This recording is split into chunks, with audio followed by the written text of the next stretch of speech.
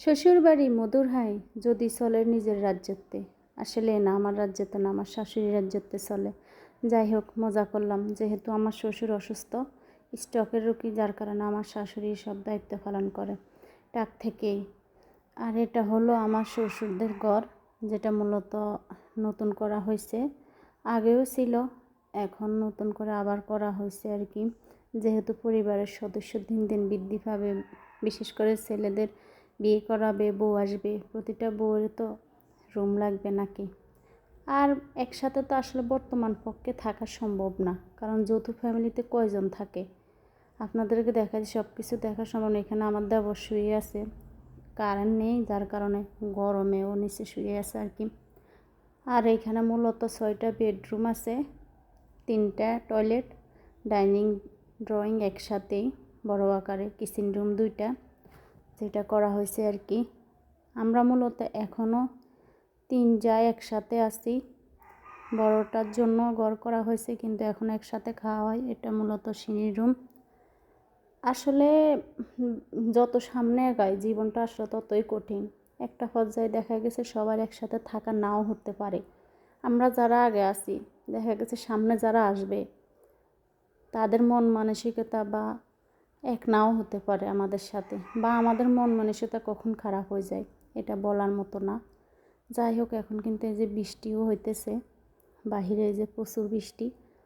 আমি একটু এই যে সিঁড়ির রুম আসলাম, আর দেখতেছি মূলত আমি অনেক দিন পরে আসছি।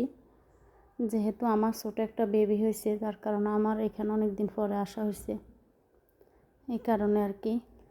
তাছাড়া আমি কিন্তু সৌদি আরব ছিলাম প্রায় 7-8 মাসের মতো আমার হাজব্যান্ডের কাছে, যার কারণে এবার আমার আসলে দেরিতে আসা হয়েছে। কিন্তু এই সৌদি আরব থেকে আসার পরে আসা হয়েছে, থাকা পড়ে নাই বেশি, যেহেতু আমি অসুস্থ ছিলাম, আমার বাবার বাড়িতে ছিলাম, এই কারণে আর কি। যাই হোক, এখন আসলাম। এই যে দেখতেছেন, এখন মূলত বর্ষামুখর দিন, যার কারণে বৃষ্টি হইতেছে সারাদিনে। আমি আসছি যাবতে দেখতেছি ওই দিন রাত থেকে বৃষ্টি হইতেছে। এখন সবাই বলতেছে যে তোমাদের জন্য বৃষ্টি হইতেছে না। মস্করা করলাম আর কি। আমার শাশুড়ি টাশুড়ি সবাই বলতেছে যে তোমরাও আসছো, বৃষ্টিও হইতেছে, এটা আর কি। যে দেখেন, আর ওইগুলা যে ঘোড়া আছে, এগুলা কিন্তু সোয়াবিনের ঠ্যাংরা বলো, এগুলো আপনাদের কার কোন দিকে কী বলো আমি জানি না। এগুলো মূলত রাখা হয়েছে, এটা পরের দিনের ভিডিও, ধান টান সিদ্ধ করার জন্য আর কি। একটু রোদ উঠছে, আর আমি একটু বাইরে দেখতেছি ঘুরে ঘুরে। এমনিতে অতটা বাইরে ঘুরে ঘুরে দেখা হয় না, তো ঘরের ভিতরে থাকা পড়ে বেশি। তারপর আমি দেখলাম, আর এই যে সামনের জায়গাটা দেখতেছেন, এখানে ইনশাল্লাহ ভবিষ্যতে খেয়াল আছে আমাদের কিছু একটা করার আর কি, ঘর বাড়ির মতো আর কি। এটা মূলত আমার শ্বশুর দেখিয়ে দিল যে এখানে ঘর করার জন্য। যাই হোক, মস্করা করলাম। আল্লাহ যার হায়াত যতদিন রাখে আর কি, ভবিষ্যতের কথা বলতে পারি না। তারপরে দেখতেছি এখানে আমাদের বাসুরদের ঘর, আর এটা এখানে যে গাছপালা রোপণ করা হয়েছে। এখানে মূলত আগে তরকারি করতো।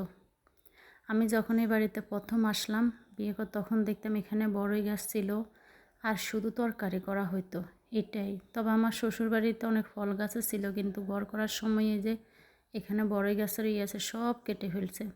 জলপাই গাছ, লিচু গাছ, বড়ই গাছ, অনেক কিছুই ছিল। এখন তেমন ফল গাছে নেই, ওইটা আর কি। আসলে মানুষ যত আধুনিক হয় ততই মানুষ সব দিকেই পরিবর্তন হয়ে যায়, এটাই হলো নিয়ম। এটা হলো আমার শ্বশুরদের পিছনের দরজা, যেটা পিছনের পাশ। সামনের পাশে আসলে তেমন একটা আশা পড়ে না, যে রাস্তার পাশ তো, এই কারণে।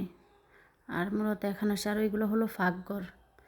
ওই যে টিনের ঘরটা দেখা যাইতেছে, এখানে মূলত দিনের বেলা খাওয়া হয় আর কি, ওইটার কারণে। আর এখানে মূলত যাবতীয় সব কিছু রাখা হয়।